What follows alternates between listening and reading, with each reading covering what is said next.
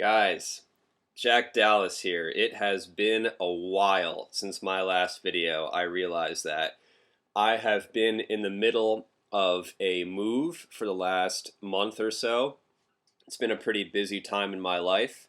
So now that I finally have, some semblance of peace and things are quieting down, I'd like to make a video here. Obviously, I'm not 100% fully set up. I'm literally kind of making this video with my laptop sitting on a random table in my bedroom. I don't really have the office set up yet, but I wanted to get a video out just so that everybody doesn't think that I forgot about them or that I forgot about my channel or that I don't care about politics anymore. So anyway, obviously, guys, we've seen a lot of hype about Bernie Sanders lately, and I've had a number of people ask me to do some commentary or a video, some kind of follow-up about Bernie Sanders and the coverage he's been getting. And what I decided to do was keep it extremely simple. I've made a bullet point list here of the top 5 basic reasons why people who support Bernie Sanders support him. And I'm just going to very quickly kind of hit each one because I think it's the kind of thing where I can make my point in a rather quick fashion, and people who disagree with me are going to have to either, I guess, do some more research and come back with a rebuttal, or they're just going to be the kind of people who don't want to hear anything you have to say to begin with. I find that a lot of the Bernie Sanders crowd tend to be the more, to be perfectly honest, guys, they tend to be the more pig-headed left-wing liberal crowd who think that the only reason you don't agree with them is because you're just not really smart enough to see that socialism is the way to a bright future. And I would say if there is anything that I would like to prevent on this world, guys, it is the socialist or communist takeover of this planet, which is definitely a goal of the powers that be currently. So to get into this Bernie Sanders discussion, these are the top 5 issues that I see people talking about all the time when it comes to Bernie Sanders. So let's hit them. Number 1, healthcare and education. Obviously, Bernie Sanders and his supporters want to see America adopt a more Western European style system when it comes to healthcare and education, wherein both of those are sort of subsidized by larger proportions of tax dollars coming from the overall populace and funding these various programs, which now become essentially an element of public works. So, healthcare, if you're living in a Western European country, you pay an element of your taxes. It goes to that. You don't necessarily, have a system like we do here in America. Education, same thing. Higher education, college. Countries do it different ways. In the Netherlands, it's free education through age 26, however far you can get in that time. Other countries do it differently. The point is, healthcare and education are basically things in which the tax dollars are used to pay for these things rather than people paying for them out of pocket. Now, the reason that people bring up these topics is because here in America, so many families have been bankrupted or financially crippled by both healthcare and education. And I realize that they're different, completely different topics, but I think that the reason that people are upset about them is one and the same, and that's why I'm bringing this up. The reason, guys, that I think that things are messed up in America and the reason that I don't want to adopt a European-style system is simply because I don't feel that Europe got it right or that Europe figured it out. I simply think that America has gone about things the wrong way. I think that to assume that our healthcare system, especially post-Obamacare, but I'm sort of talking about even before that here, and our education system, to first of all claim that either one of those is operating within a quote-unquote free market system, and that the failures and difficulties and disparities that we observe are due to a free market, is a complete myth. This is something which is purported and given to us by the media, by the politicians, on both sides, and none of that is true. What we have here in America is nothing even remotely close to an open free market. What we need in order to make healthcare and education both of a higher quality and of a more affordable cost to the overall population is to enhance competition within the market system. What makes companies, regardless of what they provide, a good or a service, what makes them successful is their ability to remain competitive within a given market. It is competition that makes capitalism such a perfect system. What I mean by that is that competition is what keeps people efficient, it's what keeps costs down, it's what keeps quality high, okay? Let's take a restaurant as an example. If you're going to be a consistently operational restaurant, you need to have good quality food, a good staff, so on and so forth. I don't really need to get into it. Now, if any of those things are consistently not present, obviously other restaurants are going to take over your business, you're going to go out of business. And the point is that if we continue to operate industries like healthcare and education the way that we have with the financial system, where these people are allowed to take tremendous risks, and every time there's an issue, it's basically subsidized and they're bailed out by the people, that is not a free market. That is only going to encourage things to get more and more out of control. Now, the best example of this might be education, more so than healthcare. There's such a large amount of subsidies and just free money flowing at colleges and universities in America that is why they are able to quite easily, fill their quotas and get as much money in as they want to.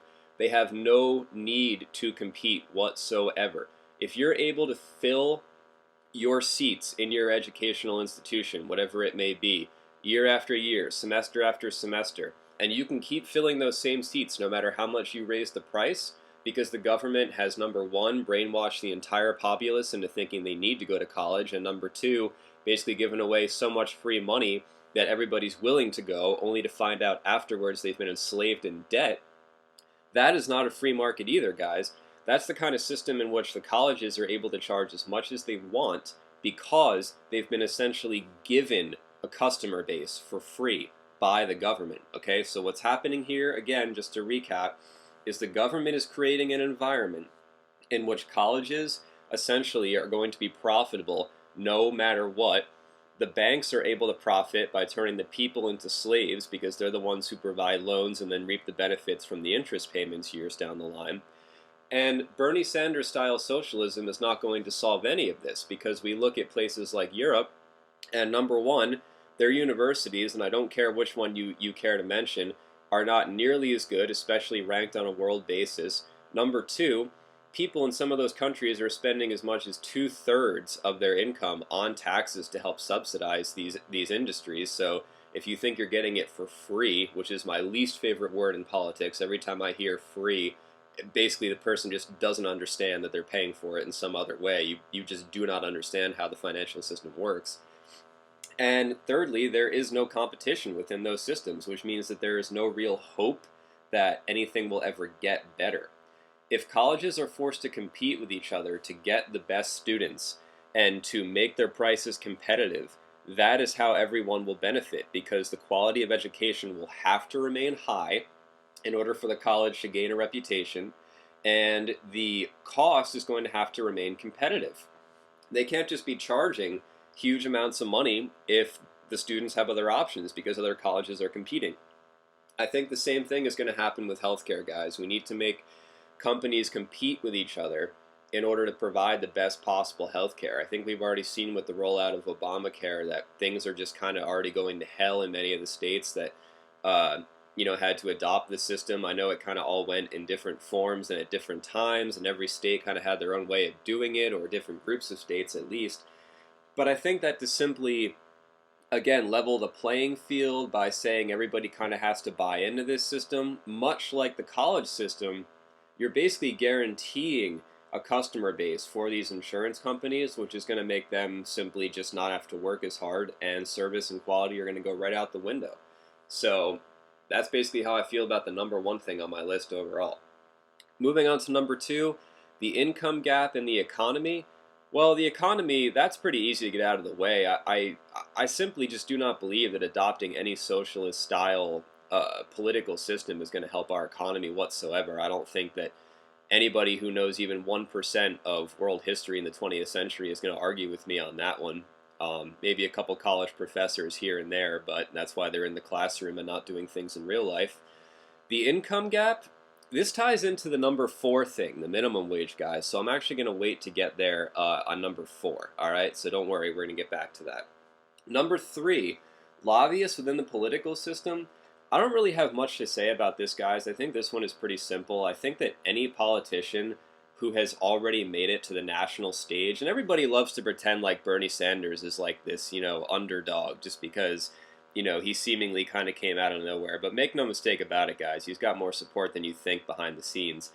Any politician such as Bernie Sanders, who is on the national stage claiming they're going to get lobbyists and money out of politics, is a fucking liar. Okay, this guy is just patently lying to your face. Any politician who claims they can do that is simply trying to get votes from people who are too stupid to think that they're not lying. This is just I have nothing else to say, guys. It's a bold-faced lie. That ties into number 5, police militarization. Ever since all the, crazy police stuff that's been going on, people getting shot, riots, blah, blah, blah, everybody's talking about all these different topics. Should police have body cams? Should police really be given APC vehicles from the military to patrol small towns? Should they be given these excessive weapons they've been given and the excessive ability to act in the way that they have?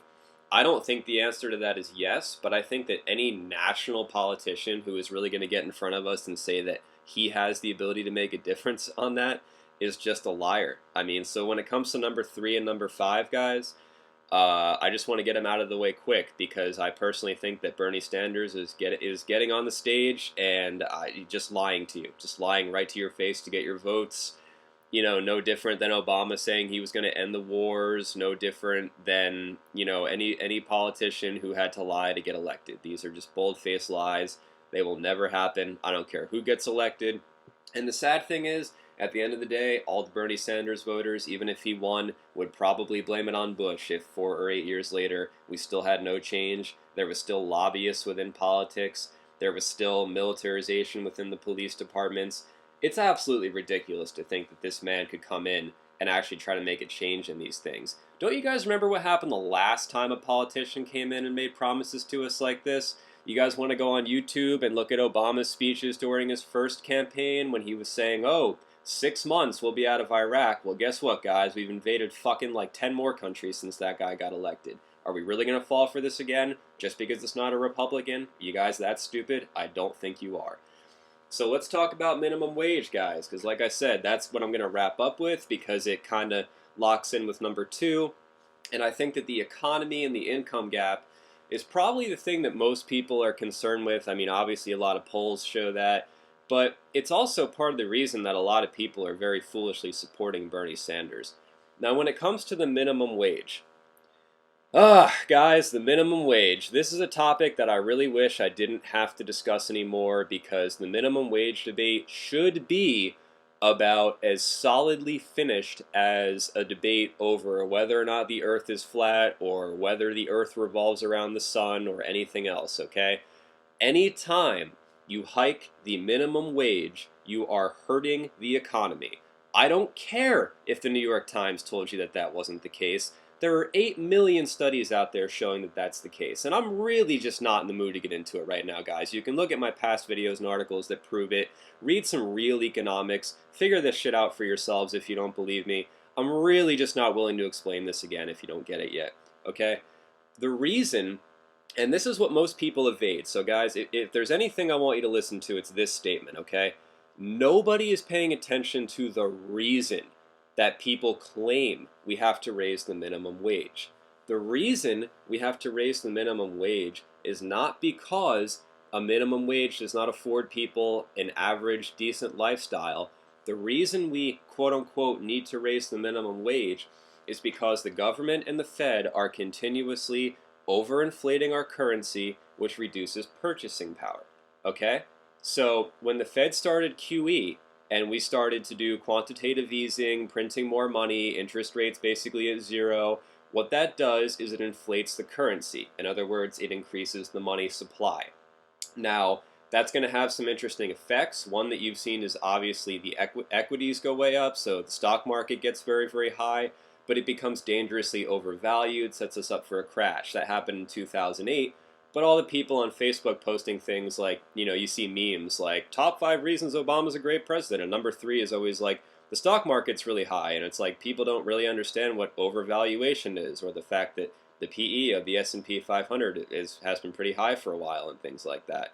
Again, when Bush was president, people were saying, oh, the stock market, it's all rigged anyway. But when Obama's president, apparently a high stock market is like this great accomplishment, like as if he had anything to do with it anyway.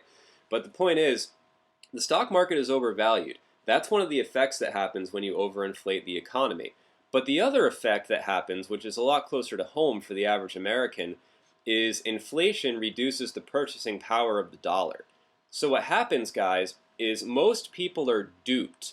And what they believe is that minimum wage needs to go up simply because these greedy businesses are not paying their employees that work at places like Walmart enough money. When in reality, the reason that they need to be paid more money is because the Fed is continuously inflating the currency. So it's not that these people aren't making enough money, it's that their money is not purchasing them enough things, okay? What we need is not more money, we need a stability in our purchasing power. And those are two very different things, economically speaking. I think any of our econ majors out there will understand what I'm trying to say. There's a difference between amount of money, physically speaking, and the purchasing power of said money. If you go back and research the Weimar Republic, for example, as you might know, you could have a wheelbarrow full of cash and it might not even buy you a cup of coffee. So at the end of the day, the problem here is twofold. One, politicians are able to evade the issue by basically putting the blame on corporations. And number two, we're not addressing things like inflation so that A, the politicians can continue to get away with it, B, corporations are blamed for something that they're not doing and a problem that they're not causing, and C, the government is able to win elections by duping the people into thinking that they're doing something like raising the minimum wage, when meanwhile they get to keep inflating the currency. That keeps the interest on the national debt low, which only benefits them. It's not legitimate debt that we have to pay. And another thing is just the fact that they kind of just get to keep kicking the can. Because like I said, if we're not worried about purchasing power and all we want to do is keep raising the minimum wage, I mean, guys, focus on this. A few years down the line, if we don't address this issue and all we want to do is keep raising minimum wage, this issue is going to come up again and again and again. So in a few years, everybody's going to want a $20 minimum wage, then a $25 minimum wage, then maybe like a $50 minimum wage one day. When are people going to wake up and say, hey, wait a minute, why does this need to keep going up? Why can't we get a hold of our currency, stabilize our currency, back it with something like gold, stop inflating the shit out of it, stop letting a completely separate private entity like the Fed control the supply of our physical money? People don't even realize this is what's going on. Minimum wage is a smokescreen for the inflation debate that most people don't even realize is happening.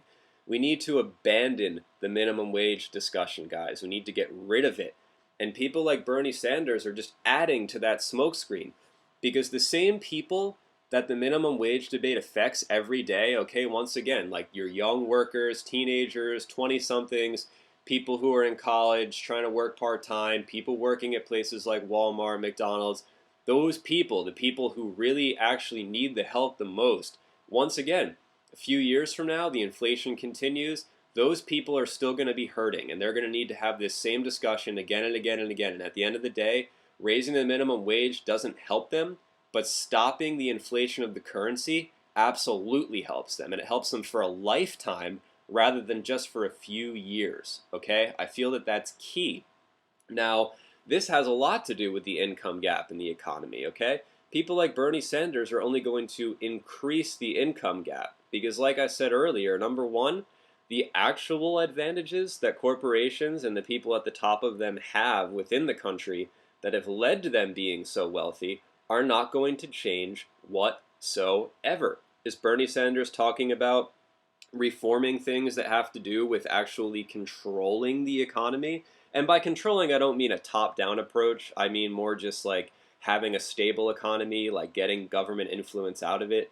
How does having the wolf being in charge of the hen house, have any of us feel that we're going to be more safe at the end of the day? I don't understand how having essentially more government minions who have caused all these problems is going to somehow bring things back to stability. Okay, so when it comes to the income gap in the economy and how that ties into that, once again, if you're not controlling the underlying problems, like I said, like inflation, runaway values of securities, that's only going to hurt the average American, which is going to increase the income gap even more, okay? If inflation is high, let's look at the things that people are going to have trouble doing. Buying homes. You hurt the housing market, you hurt the economy. Paying for education. People can't get educated, they can't get good jobs, they can't afford education. That hurts the economy, okay? You put more control on the economy. Oh, right, because that brings us to another one, guys. Like my favorite thing people like to say, everybody's always like, oh, America's shipping jobs overseas. Bernie Sanders is going to stop that. What a joke, guys. The reason that people are able to ship jobs overseas is basically due to the overregulation of the domestic economy. The fact that it is literally cheaper for a corporation to set up shop in a different country, send a bunch of shit over there, send a bunch of people over there, manufacture, do all that stuff, go through all the taxes that are involved in that, then send everything back to America, redistribute it to all their stores, still sell it at a profit. That is absolutely ridiculous, guys. Sorry, my B key's messed up here, guys. My computer sucks.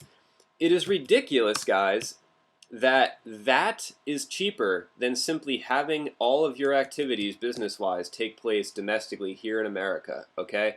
That should be eye-opening to most people to realize that it is not simply businesses saying, oh, you know, screw these people in whatever country, Indonesia, we can pay them 5 cents or whatever, we're going to make stuff there. A lot of times, guys, it just comes down to the fact that opening up a shop or a plant here in America due to things like overregulation, due to things like crazy interference from lobbyists, crazy interference from unions, things like that, that is what is preventing jobs. And you want to talk about boosting the economy, you want to talk about boosting employment, how about the jobs could stay here if people were allowed to have them stay here? And again, minimum wage ties into that because you're pricing people out of the economy. Some people simply, in America, it's almost too expensive to pay a lot of the workers to work here because our inflation is out of control, our currency is out of control. So actually paying the people is kind of impossible. And a lot of these shops are opening in other countries simply because maybe the currency is more controlled or because the regulations are more reasonable. And that actually ends up helping people over there. It hurts us here in America because it costs us jobs. But to simply say that a corporation is going to turn around because Bernie Sanders says so and say, oh, all right, Bernie, you really got us. We're going to be good boys and open up our next factory in America. Never going to happen, guys. You can keep duping yourself, but it's never going to happen. So anyway, I'm sure that my stalwart Bernie Sanders supporters will disagree with everything I said, and I'm looking forward to having some constructive conversations with those people. But I really just kind of needed to get this out, and I realized this was kind of a rolling discussion, a bit rambling, if you will, and it was pretty off the cuff, but I guess I'm just kind of getting overall tired of the attitude that I'm hearing from people, guys, and I guess I'll just close with this.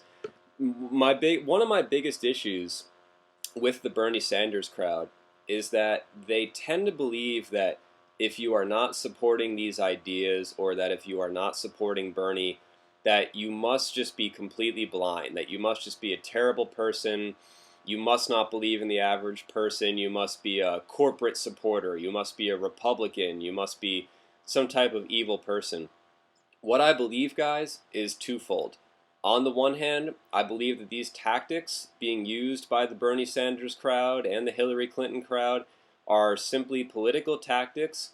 I believe they are adopting socialist ideas because socialism is in vogue right now. The young crowd is falling for socialism. The 20-somethings are falling for socialism. A lot of the minorities are falling for socialism. The fact that socialism is in vogue is simply going to lead to politicians adopting these opinions. They sway with the wind, guys. If people want to hear about socialism and free healthcare and free this and free that because they're too dumb to understand how the economy works, then politicians are simply going to adopt those opinions so they can grab those people's votes. And that's all that's happening here. On the other hand, the other reason that it makes me upset, guys, is because if people would simply read a few more books and listen to a few more smart people, they could go through a list like I have here and look at Bernie Sanders' positions and just realize with their own brains that they do not work. They mathematically do not work. They will not function in a real-world economy. These are not realistic ideas. Part of the problem is that when you hear somebody like me say, No, we should not have free education. We should not have free healthcare. It makes people like me sound like we're some kind of tyrant, as if we want to support, these big colleges and these big corporations, like as if I'm sitting here, secretly trying to make the CEO of Exxon richer or something, as if I really care. No, that's not the case, guys. I don't want to get rid of those ideas because I'm some horrible person. I just know from my own study of economics that these tactics do not work. These policies do not work. They are failed policies. They are going to wreak havoc on our country, wreak havoc on our economy, and avoiding them is going to be our only chance of actually righting the ship in this country. Okay? So I want healthcare and education to be available to people. I want to close the income gap. It's not really so much I want to close the income gap. I just want everybody to have the opportunity to succeed. A lot of times I do think that some people, you kind of get what you deserve. A lot of people that work hard are gonna do better and things like that. I don't really like to use the phrase close the income gap. I like to just say create a level playing field, create opportunities for growth, create opportunities for new businesses, stop strangling them. I want to get the lobbyists out of the political system, but voting for somebody who's getting their money from other corporations, and make no mistake about it, guys, if you think Bernie Sanders made every dollar he made off, local Vermont families and, starry-eyed liberal college kids, you're a fucking moron. The minimum wage debate, do I really need to tell you again why minimum wage is a bullshit argument? And once again, police militarization, Bernie Sanders, I'm calling you out. You're a goddamn liar. You're trying to get votes from people who are too stupid to see that you can't even touch that issue. So guys, just to wrap it up, I want these things. I want to chill everybody out within the police. I want a level playing field in the economy. I want us all to be happy. If somebody wants to get educated, I want them to be able to go to college. If somebody needs health care, I want them to be able to have access to it. I just think that you can provide these things much better within a truly anarcho-capitalist, free, wide open, no holds barred, fucking capitalist economy. Rock and roll, okay? Socialism, all this left-wing horseshit, it's gotta go, guys. None of this stuff functions in a real-world economy. So I hope that this helps some of you out as far as clarifying my viewpoints. I hope it gives you some topics to Google, some topics to read about. And hey, if you're still a stalwart Bernie Sanders supporter after this, as I'm sure many of you still are, I'm ready to go to battle with each and every one of you guys. Hit me up. We'll talk soon. Jack Dallas is back.